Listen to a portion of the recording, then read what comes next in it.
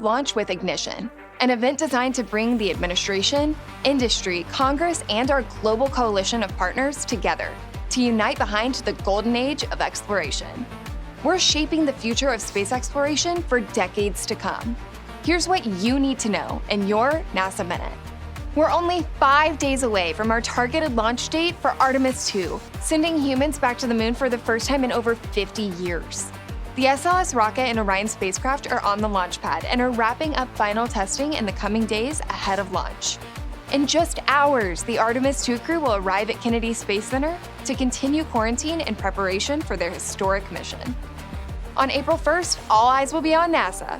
Tune in to witness America's return to the moon. This week, NASA unveiled a series of groundbreaking announcements at our Ignition event. Here's a quick look at what we shared. NASA is moving forward with one of the most ambitious efforts in its history, building America's first moon base at the lunar South Pole. And I'm honored to be joined by the first ever NASA Minute guest, Carlos Garcia Galan, otherwise known as the Moon Base Guy. Carlos, tell us a little bit about this ambitious endeavor that you're going to be leading. Thanks, Bethany. America is returning to the moon, and this time when we go, we're building to stay.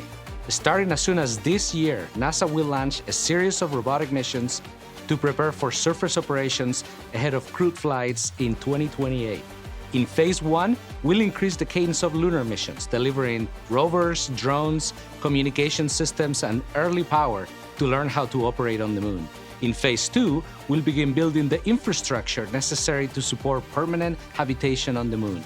We're talking about things like power systems, surface communications, logistics, putting everything in place to support astronauts on repeat missions. In Phase 3, we'll scale up to sustained presence, enabling continuous crewed operations on the lunar surface.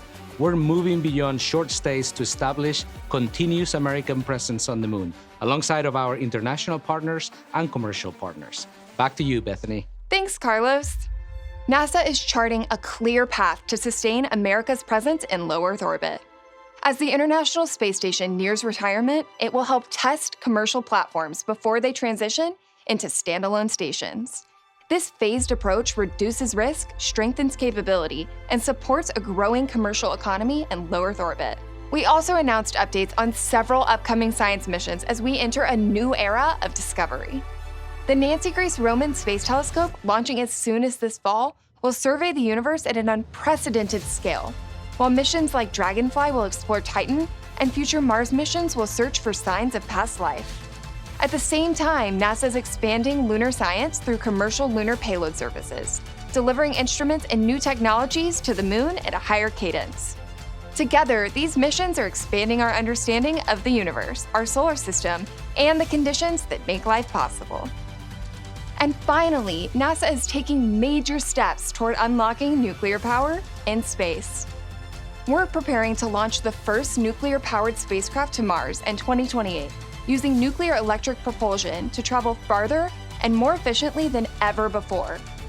That mission, Space Reactor 1 Freedom, will deliver a payload of helicopter drones to Mars, identifying pockets of water ice and potential human landing sites for future manned missions to the Red Planet. From here on Earth to the moon and on to